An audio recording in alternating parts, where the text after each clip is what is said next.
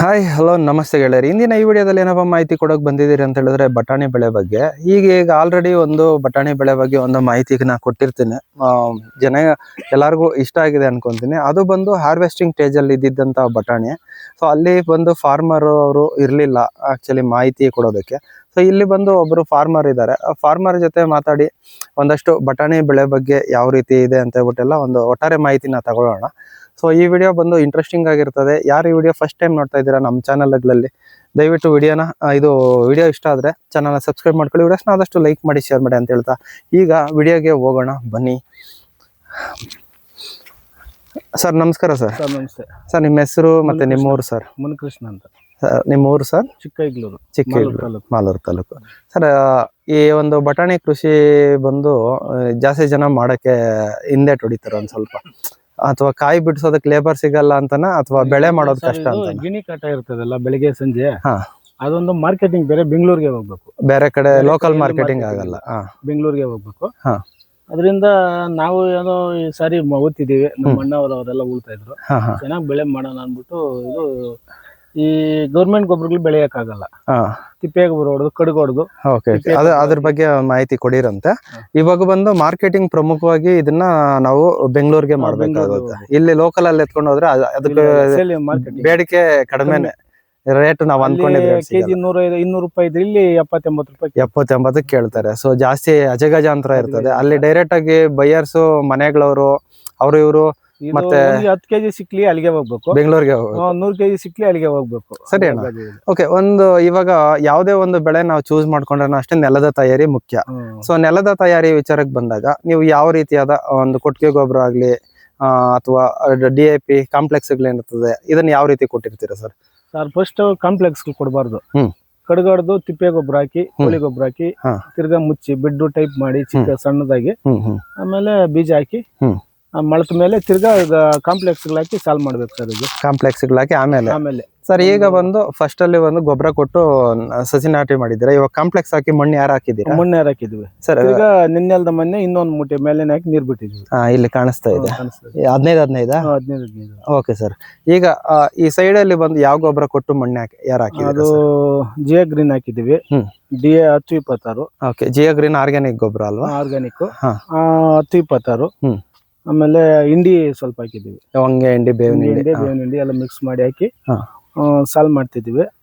ಆಮೇಲೆ ಆ ಸಾಲ್ ಮತ್ ಮೇಲೆ ಒಂದ್ 20 ದಿವಸ ಆದ್ಮೇಲೆ ನಿನ್ನೆ 15 ಮೇಲೆ ಕೊಟ್ಟಿದ್ರೆ ಮಳೆ ಏನೋ ಬರೋ ತರ ಇದೆ ಅಂತ. ಓಕೆ ಅಣ್ಣ, ಇದು ಈ ಬೀಜಗಳ ವಿಚಾರಕ್ಕೆ ಬಂದಾಗ ಇವಾಗ ತಳಿಗಳು ಬಂದು ಸುಮಾರು ಹೈಬ್ರಿಡ್ ತಳಿಗಳು ಎಲ್ಲ ಇದಾವೆ. ಸೊ ನೀವು ಸೆಲೆಕ್ಟ್ ಮಾಡ್ಕೊಂಡಿರೋದು ಹೈಬ್ರಿಡ್ ತಳಿನ ಅಥವಾ ನಾಟಿ ತಳಿ? ನಾಟಿ ತಳಿ. ಇವಾಗ ನಾರ್ಮಲ್ ಆಗಿ ನಾವು ಮೊದ್ಲಿಂದ ಬೆಳ್ಕೊಂಡ್ ಬಂದಿರೋದು ಎಡಬಟಾಣಿ ಅಂತ ಇದ್ರ ಹೆಸರು, ಗಿಡ್ ಬಟಾಣಿ ಅಂತ ಬೇರೆ ಇದೆ, ಇದು ಎಡಬಟಾಣಿ. ಓಕೆ, ಊಟಿ ಕಡೆ ಬರೋದು ಅದು ಬೇರೆ. ಈಗ ಬೀಜದ ವಿಚಾರಕ್ಕೆ ಬಂದಾಗ ಇದನ್ನ ಮಾಮೂಲಿಯಾಗಿ ಎಲ್ಲಾ ಕಡೆ ಸಿಗುತ್ತೆ? ಎಲ್ಲಾ ಕಡೆ ಸಿಗುತ್ತೆ. ಓಕೆ, ನಾವೇ ಬೀಜ ಮಾಡ್ಕೋಬಹುದು. ನಾವು ಇವಾಗ ಬೆಳೆದಿರೋದ್ರಲ್ಲಿ ನಾವು ಬೀಜ ಮಾಡಿ ಎತ್ತಿಟ್ಕೋಬಹುದು. 6 ತಿಂಗಳು ನಮ್ಮಲ್ಲಿ ಇಟ್ಕೊಂಡಿರ್ಬೇಕು, 6 ತಿಂಗಳು ಬೀಜ ಕುದುರ್ಬೇನೆ ಆಮೇಲೆ ಇದಾಗುತ್ತೆ. ಇವಾಗ 1 ಕೆಜಿ ಬೀಜದ ಬೆಲೆಗಳು ಏನಾಗ್ಬೋದು ಅಣ್ಣ? ಇದು ನಾವು 1000 ರೂಪಾಯಿ ಕೊಟ್ಟು ತಂದಿರೋದು 1 ಕೆಜಿ ಬೀಜದ ಬೆಲೆ. ಈಗ ಒಟ್ಟಾರೆ ವಿಸ್ತೀರ್ಣ ನೋಡೋದಾದ್ರೆ ಎಷ್ಟಿದೆ ಸರ್? 8 ಕೆಜಿ ಹಾಕಿದ್ವಿ. 8 ಕೆಜಿ ಬೀಜ ಹಾಕಿದೀರಾ. ಓಕೆ, ಬೀಜದ್ದು ಪ್ರಾಥಮಿಕ ಹಂತದಲ್ಲಿ ಒಂದು 8,000 ರೂಪಾಯಿ ಇನ್ವೆಸ್ಟ್ಮೆಂಟ್ ಅನ್ನೋದು ಬಿದ್ದಿರ್ತದೆ. ಸೊ ಈಗ ಅಣ್ಣ, ಇದು ಬಂದು ಫಸ್ಟ್ ಅಲ್ಲೆಲ್ಲ ಒಂದು ಈ ಕಂಟ್ರೋಲ್ ಗಿಡದ ಬುಡಗಳು ಹಾಕ್ಬಿಟ್ಟು ಬೆಳಿತಾ ಇದ್ರು, ನೋಡಿರ್ತೀರ ನೀವು ಅನ್ಕೊಂಡಿದ್ದೀನಿ. ಇವಾಗ ಬಂದು ಈ ಗಬ್ ಗಿಡ ಅದು ಸಿಗ್ತಾ ಇಲ್ಲ ಇವಾಗ. ಇಲ್ಲ, ನಾವು ಫಸ್ಟ್ ಬೆಳೆದಿದ್ವಿ ಹುಡುಗರಲ್ಲಿ. ಈಗ ಅದೆಲ್ಲ ಬಾಧೆ ಜಾಸ್ತಿ, ಯಾರು ಲೇಬರ್ ಸಿಕ್ಕಲ್ಲ, ಹೊಡಿಯಕ್ಕಾಗಲ್ಲ, ಅದನ್ನೇ ಉಳ್ಬೇಕು. ಗಾಳಿ ಬೀಸಿದ್ರೆ ಅವೆಲ್ಲ ತಿರ್ಕೊಂಡ್ಬಿಡ್ತವೆ. ಇವಾಗ ಸಾಲಿಂದ ಸಾಲಿಗೆ ಅಂತರಗಳು ನೋಡೋದಾದ್ರೆ ಎಷ್ಟು ಕೊಟ್ಟಿದ್ದೀರಾ ಸರ್? ಈಗ ನಾವು 5 ಅಡಿಗೆ ಹಾಕ್ಬಿಟ್ಟಿದ್ವಿ, 4.5 5 ಅಡಿಗೆ ಒಳಗಡೆ ಇದ್ರೆ ನಾವು 5.5 ಹಾಕ್ಬಿಟ್ಟಿದ್ವಿ. ಅಂದ್ರೆ ಗಾಳಿ ವಾತಾವರಣ ಚೆನ್ನಾಗಿತ್ತು ಅಂತ ಹೇಳಿದ್ರೆ ಫಸಲು ಚೆನ್ನಾಗಿ ಕಚ್ಚುತ್ತಲ್ವಾ? 5 ಅಡಿಗೆ ಇದೆ ಮಿನಿಮಮ್.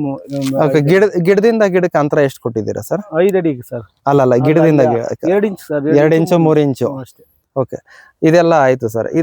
ಇದಾದ್ಮೇಲೆ ಅಲ್ಲ ಯಾವುದು ಸರ್? ಈಗ ಅದೇ ಹೈಟ್ ಬಂದು ಇವಾಗ ನಾರ್ಮಲ್ ಆಗಿ ಒಂದು ಬೀನ್ಸ್ ಹಾಕ್ದಂಗೆ 6-6.5 ಅಡಿ ಹಾಕಿದೀರಾ. ಇಷ್ಟುದ್ದ ಗಿಡ ಆಗುತ್ತೆ ಸರ್. ಅಲ್ಲಿ ಒಂದ್ ಸೋಲ್ ಓದ್ತಿದ್ವಿ ಬೀನ್ಸ್ ಅಲ್ಲಿ. ನಾವು ಮೊನ್ನೆ ನೆಕ್ಸ್ಟ್ ಒಂದು ಬೀನ್ಸ್ ಪಕ್ಕದಲ್ಲಿ ಓದ್ತಿದ್ವಿ.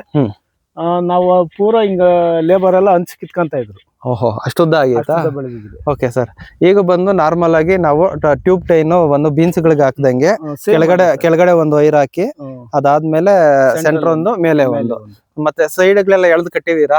ಸೈಡ್ ಈ ಕಡೆ ಎಲ್ಲ, ಯಾಕಂದ್ರೆ ಮಳೆಗಾಲ ಅಲ್ವಾ, ಏನಾದ್ರು ಗಾಳಿ ಗೀಳಿ ಬೀಸಿ ತ್ಯಾವ ಜಾಸ್ತಿ ಕಡ್ಡಿ ಗಿಡ್ಡಿ ಎಲ್ಲ ಬಂದೋಬಸ್ತ್ ಮಾಡಿದೀರಾ? ಇದಾಯ್ತಣ್ಣ. ಈಗ ನೋಡೋದಾದ್ರೆ ಈ ಗಿಡಕ್ಕೆ ಎಷ್ಟು ದಿನ ಆಗಿದೆ ಅಣ್ಣ? ಸರ್ ಇದು ತಿಂಗಳ ಮೇಲೆ 15 ದಿವಸ ಆಗಿದೆ. ತಿಂಗಳ ಮೇಲೆ 15 ದಿವಸ ಆಗಿದೆ.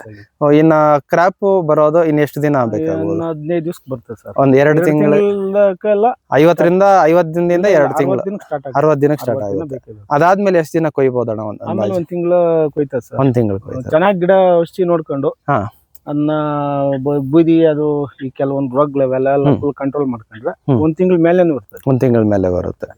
ಈಗ ಅಣ್ಣ ಒಂದು ಪ್ರಾಥಮಿಕವಾಗಿ ಇದಕ್ಕೆ ಕಾಡುವಂತ ಪ್ರಾಬ್ಲಮ್ ಏನಣ್ಣ? ಅಂದ್ರೆ ಈಗ ರೋಗಗಳ ವಿಚಾರಕ್ಕೆ ಬಂದಾಗ ಅದೇ ಸರ್ ಬೂದಿ ರೋಗ. ಮತ್ತೆ ಸರ್ ಇಲ್ಲಿ ಕೆಳಗಡೆ ಇದೇನೋ ಇದು ಅದೇ ಹಣ್ಣೆಲೆ ಇದು ಡೈಲಿ ಒಂದ್ ಸ್ವಲ್ಪ ನೀರ್ ಹಾಕ್ಬೇಕು. ಇದಕ್ಕೆ ಜಾಸ್ತಿನೂ ಕೊಡಬಾರ್ದು, ಕಡಿಮೆನೂ ಮಾಡಬಾರ್ದು, ಮೀಡಿಯಂ ಆಗಿ ಬಿಟ್ಟಿದ್ರಿ.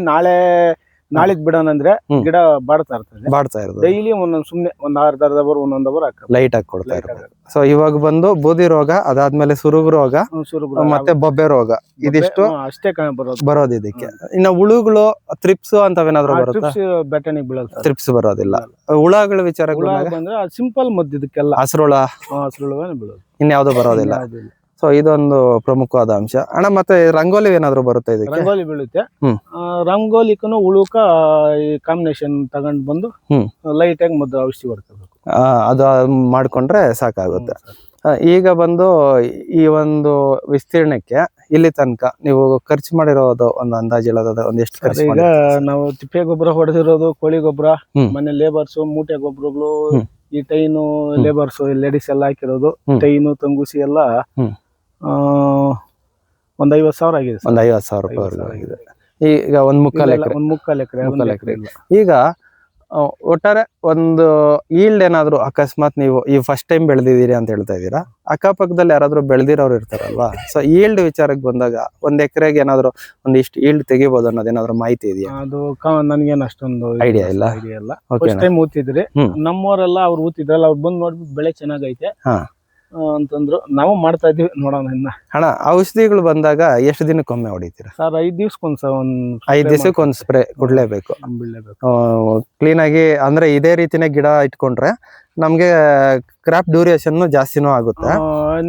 ಬೀನ್ಸ್ ಬಿಡಿಸ್ತೇನೆ ಸರ್ 5 ದಿವ್ಸಕ್ಕೆ 6 ದಿವ್ಸಕ್ಕೆ ಒಂದೊಂದು ಕ್ರಾಪ್ ಬಿಡಿಸ್ಕೊಂತಾ ಇರ್ತೀರಾ.